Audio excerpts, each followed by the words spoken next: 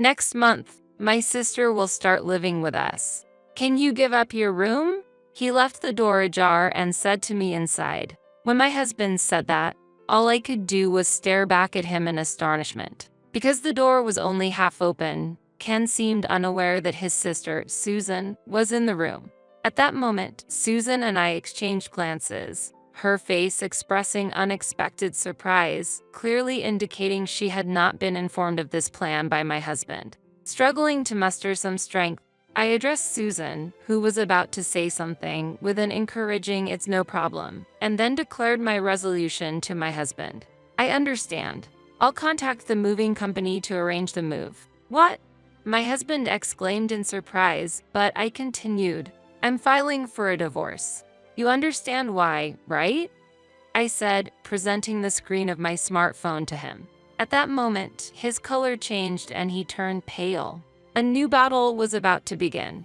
My name is Lisa. The year I turned 26, I unexpectedly ran into Susan, whom I looked up to during my university years, on the street. Upon meeting her, she introduced me to her younger brother, Ken. That was when me and Ken met. Susan was, thanks to her warm personality, beloved by many, especially her juniors. She always listened to our questions and went out of her way to teach us whenever we didn't understand something. We hit it off and developed a particularly close relationship. She often reached out to me. Even after graduating from university, we continued to stay in touch. We exchanged messages and even sent letters to each other, joyfully sharing updates about our lives. Since Ken was the same age as me, Susan arranged for us to have tea together. When Ken learned we were the same age, he suggested, "You don't have to call me little brother. Since we're the same age, just call me Ken." After that, I started calling him Ken. He called Melissa, and thanks to Susan, we had a delightful tea time. Later, when Susan asked me about my impression of Ken, I replied, "He's a nice person, just like I had imagined."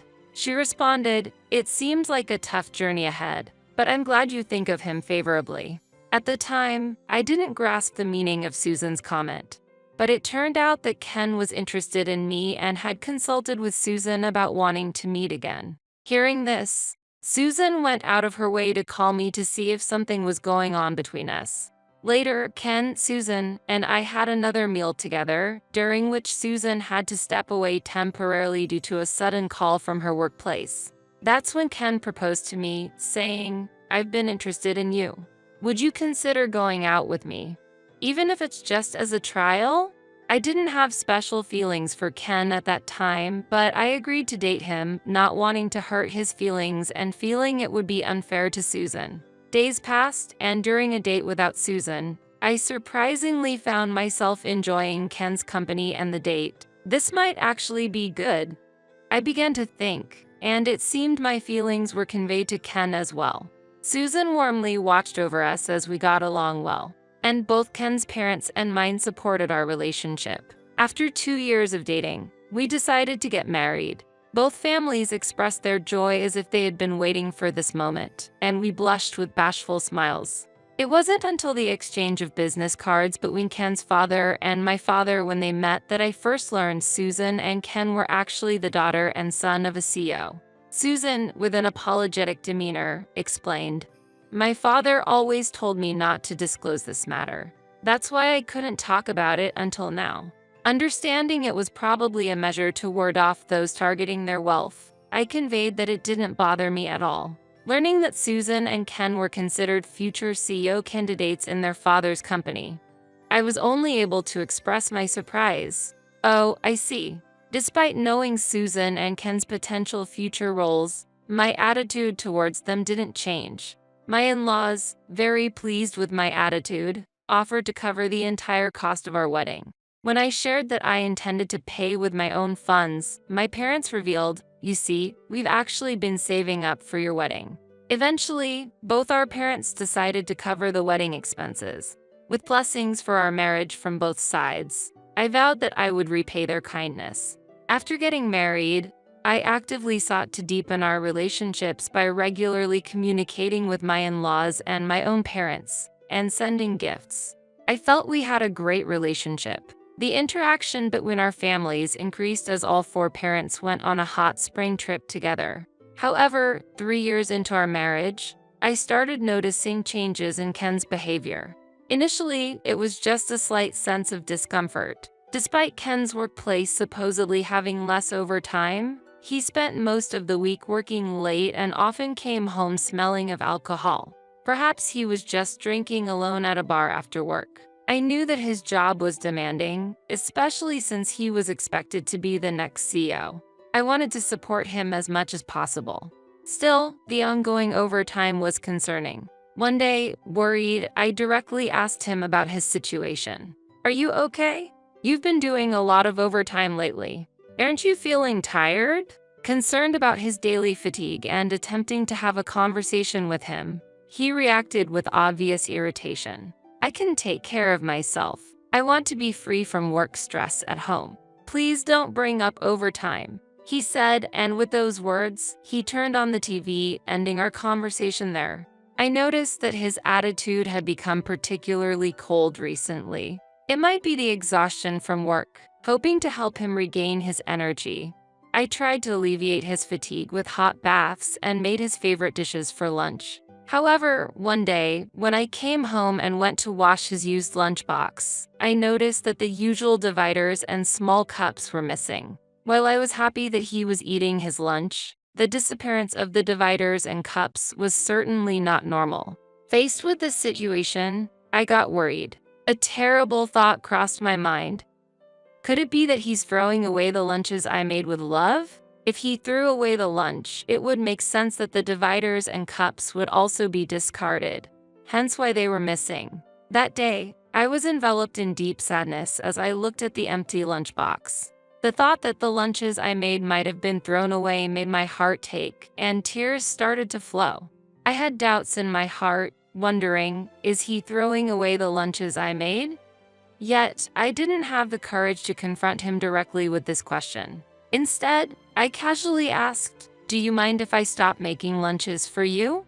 He appeared momentarily puzzled, but then, after some thought, replied, "That might be better. What one wants to eat can change daily, and it must be hard for you to make lunch every day. You don't need to make it from tomorrow on." It seemed as if he was saying he didn't need the lunch out of consideration for me, but the thought that my homemade lunches were unnecessary for him pained my heart. The next day, while I was working in my room, I heard Ken, not knowing he returned home already, talking on the phone in the next room with the window open, and his voice inadvertently reached me.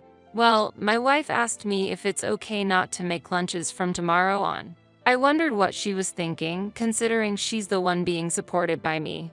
I kind of pondered what she had provided since we got married, but it was troublesome to carry around garbage, so I pretended to be considerate and told her it's okay not to make lunches anymore. Hearing his words hurt me and enveloped me in sadness. In that moment, my hand moved unconsciously, activating the recording app on my smartphone. Listening to the recording later, I realized Ken had been speaking quite loudly on the phone, and his words were clearly captured. I had no idea how to handle the situation. At that time, I decided to consult with Susan, who had always been a strong presence in my life. When I mentioned that I wanted to talk about something, she made time on her next day off, and we went to a cafe with private cabins together. It was comforting to know that even if I started crying, I won't have to worry about others around me. When I began to earnestly talk about wanting to know how Ken behaves at work, Susan listened intently with a serious expression. Upon hearing Ken's recorded voice, she was outraged, saying, "That's unacceptable. Treating the lunches you painstakingly made as trash. Complaining about lunches made for him. And what does he mean by what she has provided? You have been doing all the household chores, right?" I could only nod in silence. We both work, but since getting married, I naturally took on all the household duties. I was under the impression that his work was more demanding than mine. That's why I never asked him to help with chores at home, thinking his position as a future CEO candidate was challenging enough and wanting him to have some peace and quiet at home. But to think that my efforts were taken for granted and even perceived as nothing. I can't understand why Ken suddenly started saying such things. Maybe something happened at work. His overtime has increased lately. What? Our company is currently aiming to eliminate overtime, so there's no way Ken is working late. What? I was shocked to learn that he was lying. What on earth was going on with him? As I truly enjoyed our time together and felt deeply for him, knowing about his betrayal made tears stream down my face uncontrollably. Susan gently placed her hand on my shoulder and said, "Don't worry. I'll look into Ken's situation. It's okay for you to go back to your parents' house for a while. Discuss it with your father and mother. We'll say that you are going on a trip with your mom to keep things under wraps. Thank you. I leave it to you." Feeling the difficulty of continuing to live with Ken under these circumstances, I was truly grateful for Susan's suggestion. Later, Susan shared what I had told her with my in-laws and also shared the audio data I provided. They promised to do their utmost to investigate Ken's actions. Having allies other than Ken was incredibly reassuring for me, a testament to the good relationships we've built over time. And within just a week, Susan and my in-laws came to visit my parents' house. As soon as they entered the living room and said, "We are terribly sorry," my whole family, including myself, were taken aback. We quickly asked them to sit down on the sofa, served tea, and then began to inquire about what had happened. The truth is, I am very sorry to say, but our son seems to be having an affair. The father-in-law started to explain with a sense of unease. Having been quietly reflecting at my parents' home, I had suspected that Ken might be having an affair, so it wasn't entirely unexpected. However, faced with the reality of one's spouse being unfaithful was an immeasurable blow. At that moment, I felt all the strength drain from my body, and my mother gently supported my shoulder, seeing my distress. It appears that during Ken's absence, my in-laws and Susan discreetly investigated his actions at work, checking security footage, and uncovered his affair with a new female employee. Due to Susan being in a different department and Ken's position as the CEO's son, no one felt able to speak up, which led to this situation.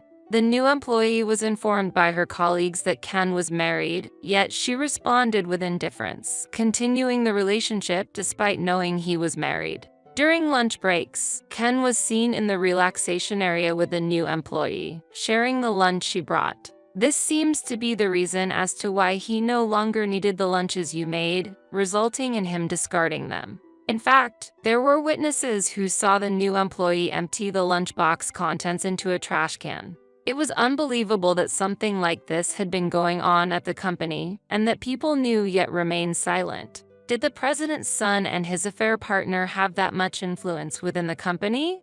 The father-in-law, deeply pained by the situation, expressed, "I cannot believe such things were happening in our company. I am really sorry.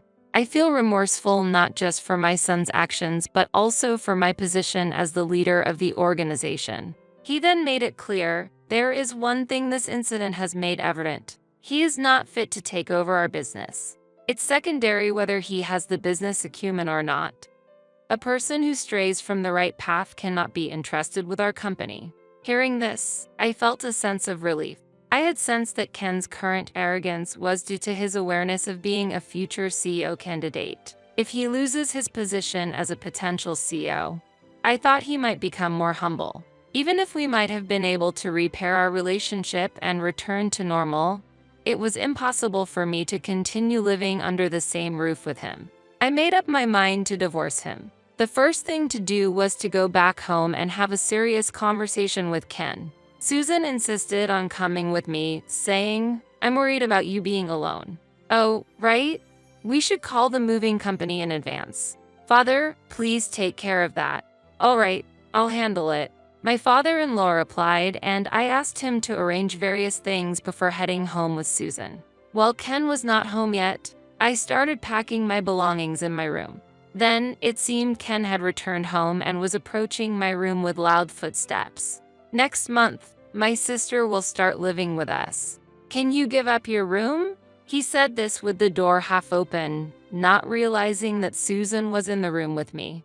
At that moment, Susan and I exchanged glances. her face expressing unexpected surprise, clearly indicating she had not been informed of this plan by my husband. We suspected that he might be using the excuse of living with Susan to actually create a hideaway for his affair inside our home. Feeling outraged that Susan's name was being used for such a despicable scheme, I gathered my strength and responded to my husband.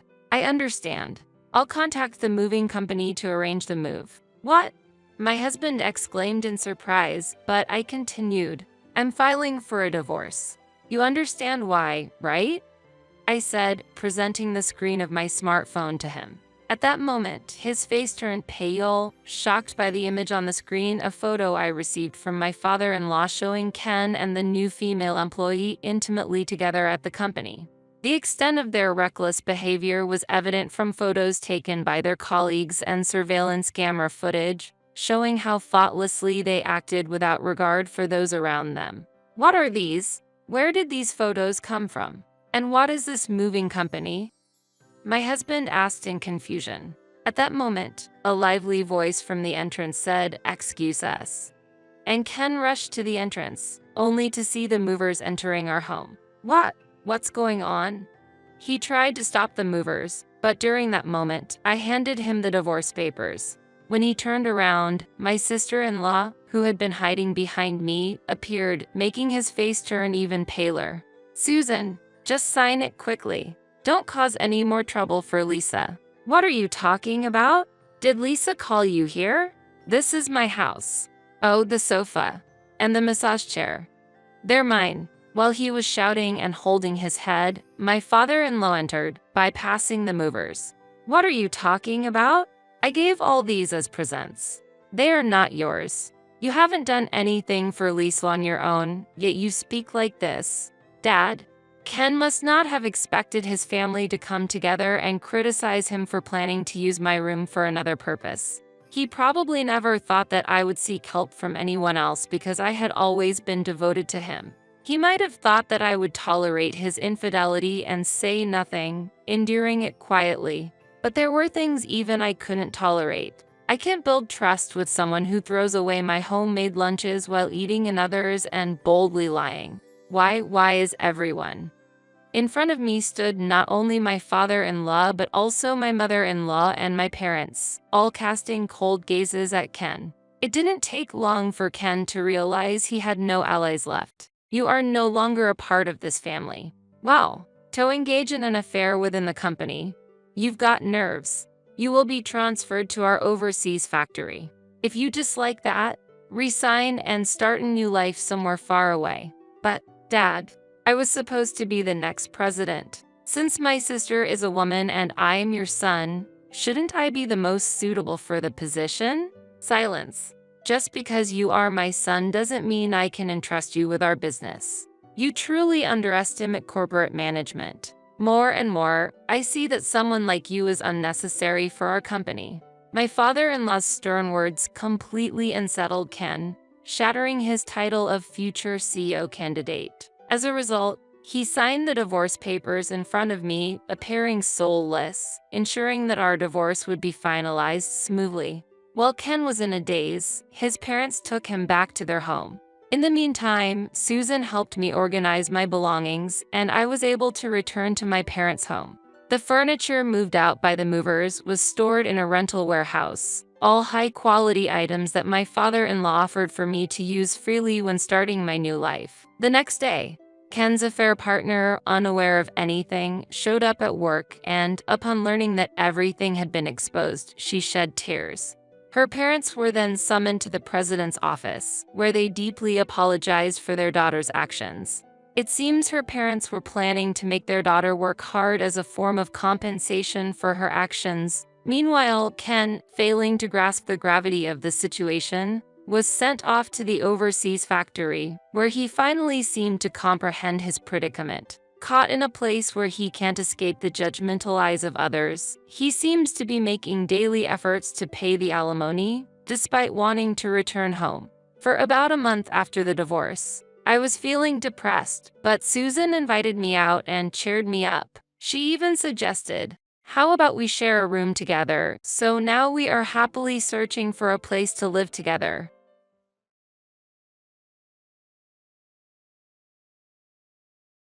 Now that my parents will be living with us, it would be best for you, an outsider, to move into a cheaper facility. My husband, who only used me while I dreamed of happiness, ended it just like that. Betrayed by my in-laws as well, I was utterly shocked. In response, I immediately started preparing and contacted all relevant parties. Where did all the furniture and appliances go? I arranged for a company to come and take them away. What? The next day, I contacted the company to take away the furniture and appliances, and the pickup was completed. My husband was confused and couldn't hide his disturbance. My name is Michelle Smith.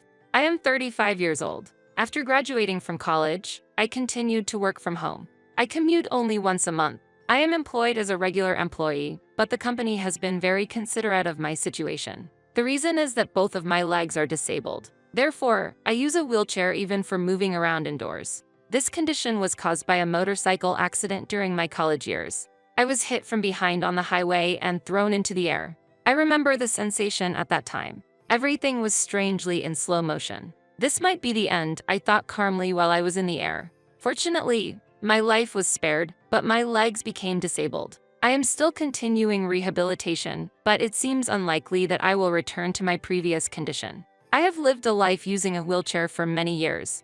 Perhaps I will spend the rest of my life being single. After coming to terms with the condition of my legs, the me who once longed for marriage began to feel this way. At one time, my friends planned a mixer for me.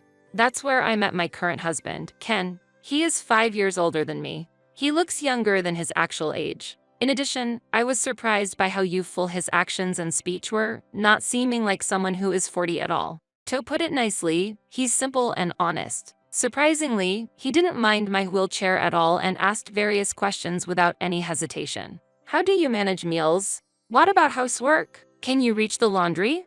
What about work? Are you okay with using the toilet and bathing by yourself? While others were hesitant, Ken had no such reservations, and that was refreshing.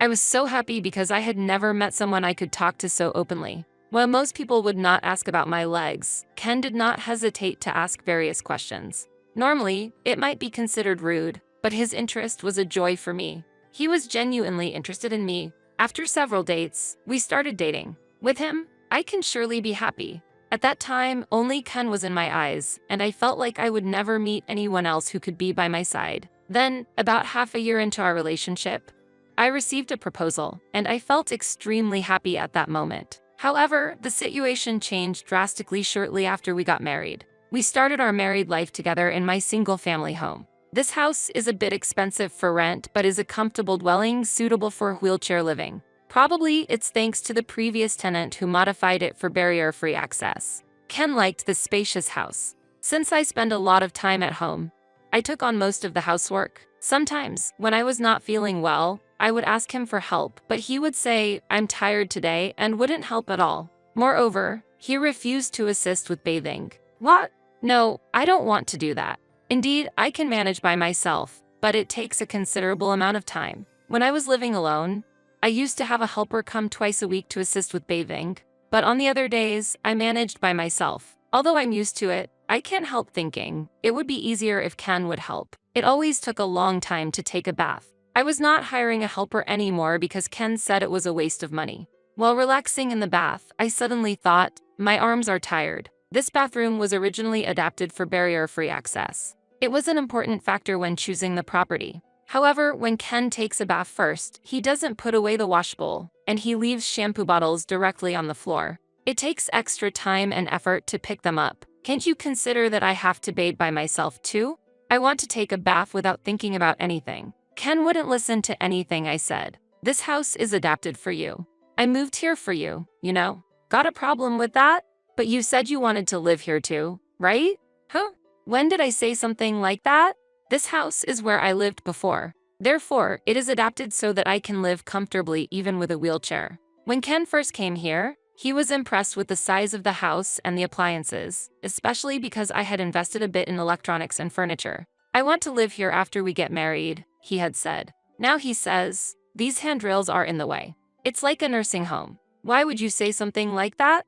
Maybe I should have looked for other houses as well. It was only after we started living together that I finally realized. Ken decided to marry me because I had a house, a stable income, and domestic skills. Even during the mixer, he actively asked about my housekeeping skills. Marrying me, despite my disability, earned him praise as the ideal husband and a kind husband from those around us. But that was a misunderstanding. Despite my disability, I am independent, yet he is dependent on me for everything. As evidence, he spends most days out and about. Since the beginning of our relationship, he hasn't held a stable job and continues to live a part-time lifestyle. After getting married and realizing this reality, I have been brought to tears by my own pitiful situation. Yet, I chose not to leave him. I convinced myself that the fact he married me means he must have some affection for me, though I do not feel completely loved by him. Hey, can you give me some pocket money? I just gave you some, didn't I? I've already spent that. Ken, though unemployed, started demanding money from me.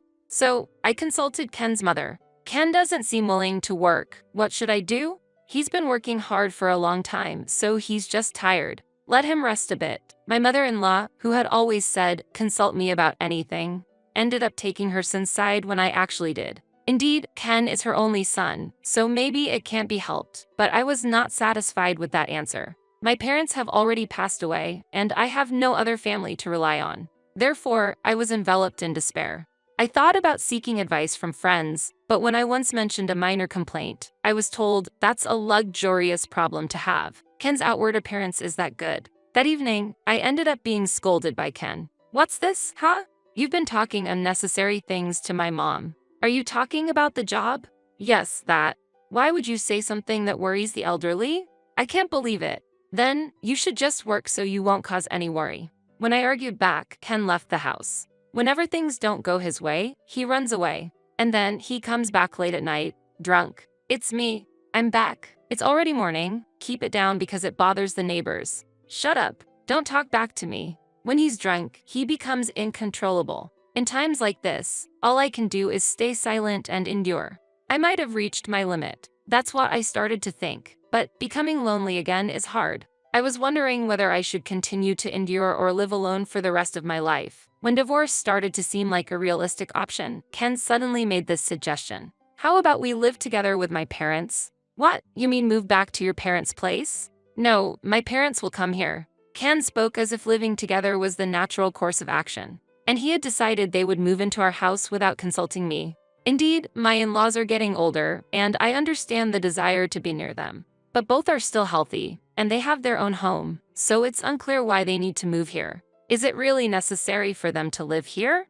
The house will be too small for 4 people, and I work from home, so it will cause problems. You always only think about yourself. I didn't realize you were such a cold person. I'm just saying it doesn't make sense to forcibly move here when there's a perfectly good house already available. This place is bigger, has the latest facilities, and is convenient, right? Plus, it's barrier-free. If my in-laws come here, I'll need to be considerate while working. Ken is hardly ever home, so it's not a problem for him. But my in-laws, being pensioners, will likely spend a lot of time at home. Additionally, it takes longer for me to do tasks like using the toilet or bathing compared to others, so living with restraints would be a significant mental and physical burden. Please give me some time to think. There's no time to wait. Hurry up. Ken said he couldn't wait, but without actually waiting, he brought his parents over for the weekend. It seemed that discussions about living together had been progressing in this household for some time. Hey, I've been thinking, what about you moving into a facility?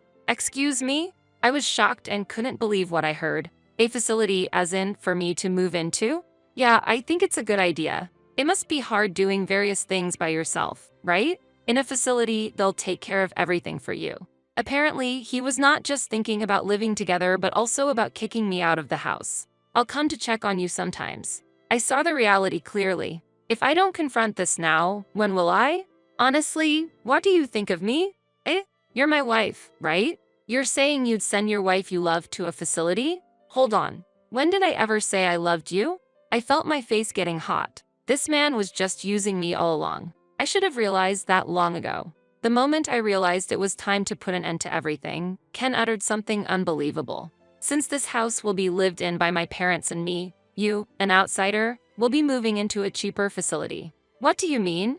When I looked to my in-laws for some form of rescue, they wore sarcastic smiles. Why are you laughing? Well, it's just funny. Sorry about that. They might have had their eyes on my house since even before we got married. Clearly, the situation was moving rapidly. I felt a strong need to get them out of the house. Please leave. What did you say? Please leave right now. Hey, why are you speaking to my parents like that? It seemed like I was seeing Ken's true colors. He was shouting at me with a face full of anger. If he cares so much about his parents, he should earn and build a house for them. Why try to take mine? Anger was boiling over in my head. Ken, calm down. She is just shocked by the sudden news. We just came for a preliminary look today. Yes, it's natural to check the house before moving in. It has become more livable than before, with more appliances. They came with the serious intention of taking my house. I tried to take a deep breath to calm down. As I inhaled oxygen, suddenly, a suspicion crossed my mind. How do they plan to make a living after I leave?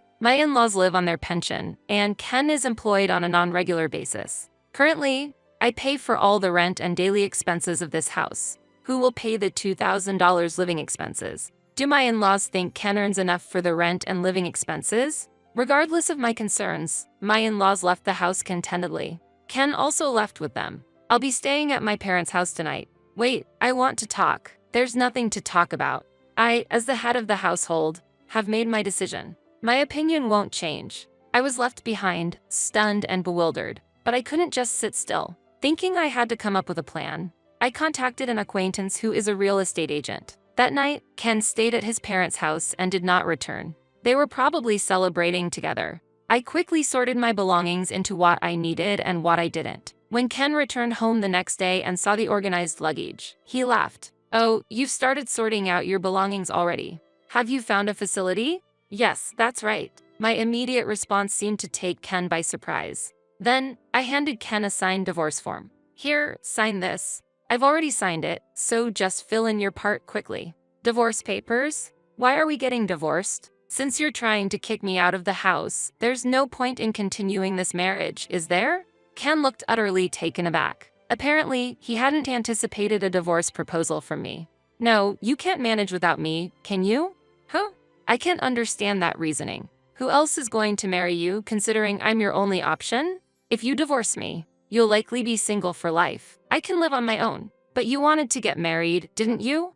Seeing Ken's perturbation, it became clear just how self-centered he was. He approached me thinking of me as a lonely single woman with a disability, someone vulnerable. I am independent, financially stable, and do not struggle with my lifestyle. Moreover, I can manage household tasks well since I spend a lot of time at home. For him, I was the ideal partner who could enable him to live freely without working. Without working, he would still have money coming in. Praised by others for marrying me, he felt secure thinking I had no other options and wouldn't leave him. But being presented the divorce papers immediately must have surprised him. Why? If we get divorced, you might end up single for the rest of your life. Actually, I feel much better about being single than continuing to live a married life with you. Do you really intend to spend the end of your life alone, in solitude? He asked me, almost sneering. Whether I feel lonely or not is not for you to decide. That's not something someone else should comment on. When I, who had been submissive, retaliated with a strong tone, he was clearly shaken.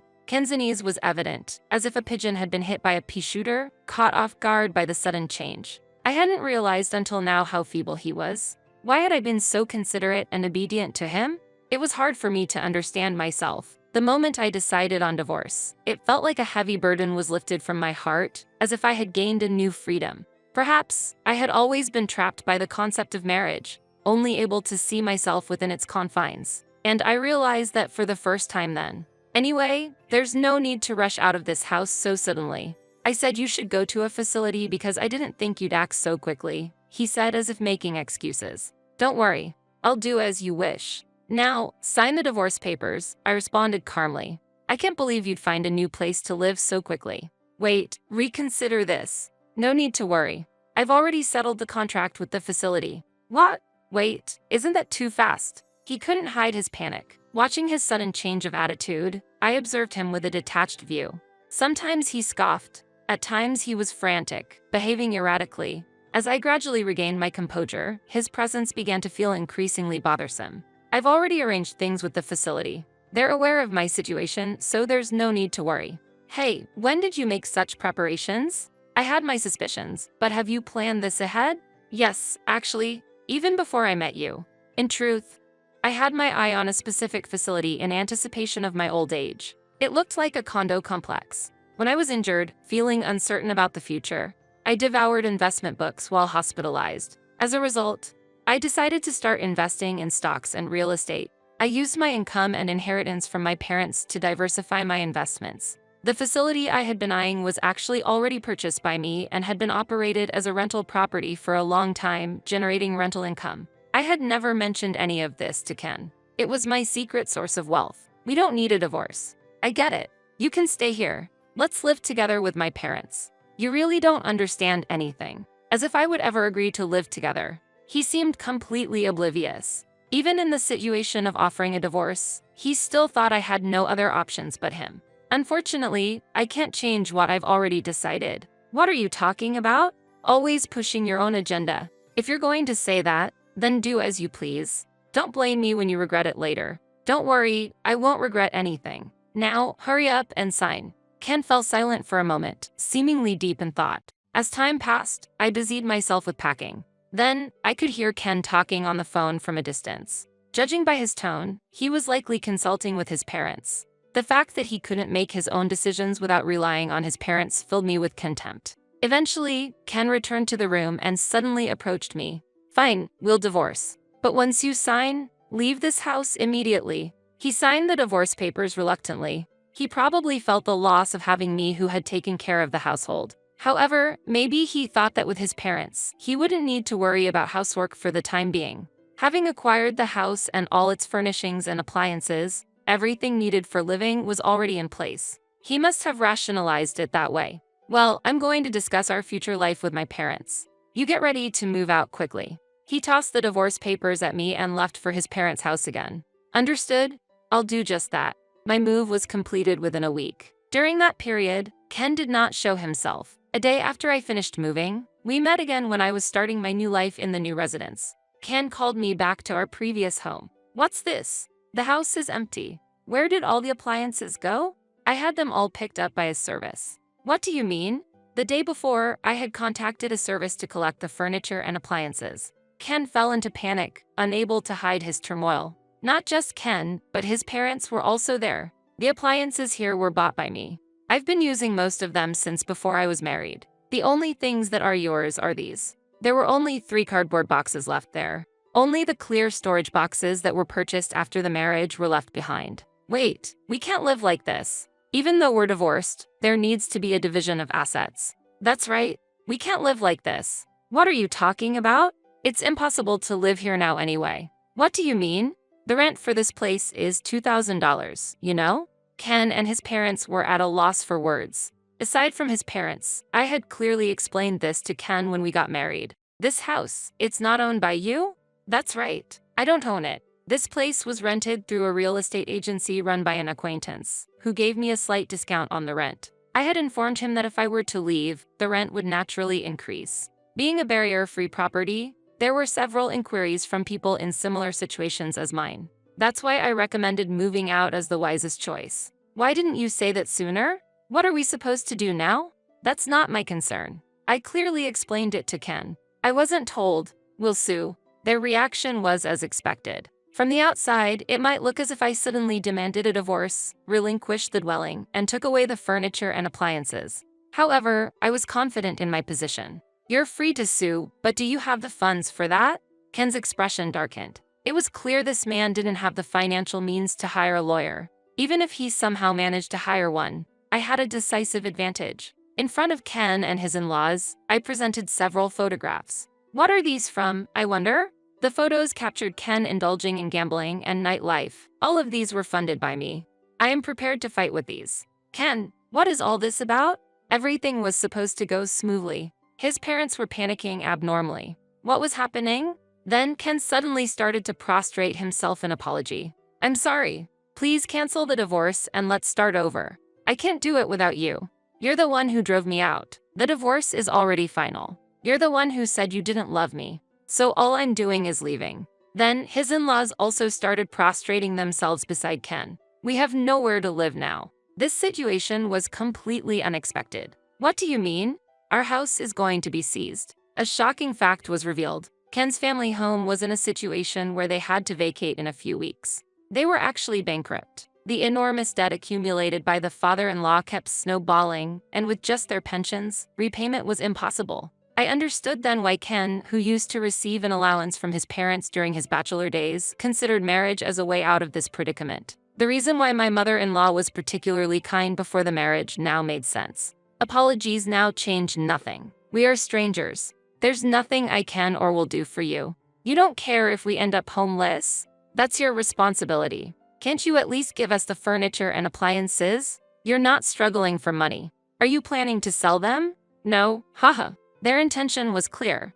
I firmly stated that I had no intention of giving away any furniture or appliances. Don't say things like that. Please, help us somehow. It's too late for apologies now. Solve your own problems. We're asking for help because we can't solve them. To their persistent pleas, I stated if they couldn't pay the rent, they had no choice but to vacate. The property was leased under my name, and it was easy to get them out by terminating the contract. Evicting them went smoother than expected. Even with a name change, it would be impossible for the unemployed Ken to continue living there. This was confirmed with the real estate agent. I can afford the rent. Eventually, the termination of this property lease was decided. There's no longer any business of mine there, and with the divorce already finalized, everything ended then. After managing to evict them, I locked the door and saw their astonishment. What are we supposed to do now? I'm already prepared to move into the facility. Goodbye. Don't joke. That facility, surely you'll have no freedom there and it'll be the worst. Try your best in that terrible environment. Ken couldn't resist throwing a sarcastic remark my way before finally leaving.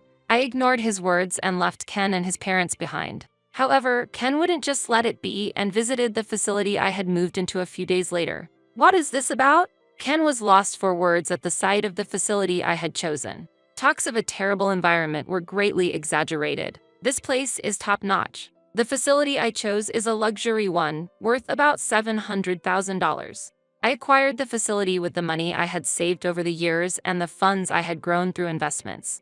As a tenant just moved out, I was able to start living here. The temporary income from selling some appliances also helped, leaving me financially comfortable. The facility offers services worth its price, with doctors and helpers always on site. The layout is a spacious 3 rooms, creating a comfortable environment even for families. Hence, many couples and families also reside there. Daily assisted bathing services are provided, and there's a system in place to call for a helper whenever needed. Originally intended as a place to spend the final chapter of my life, I'm satisfied with my choice now that I'm living here. I had no idea you were so wealthy. So what if I was? It's a nuisance for you to show up here. We're strangers now, so could you please leave? At this point, Ken suddenly started behaving in a coquettish manner towards me. It was truly unpleasant. Can't you let me live here, just me? What are you saying? That's absolutely impossible. We're divorced. Accept the reality. But let's remarry. Actually, I'm living in an internet cafe now. Pitiful, isn't it? Without an address, I can't find a job. Such a self-serving man.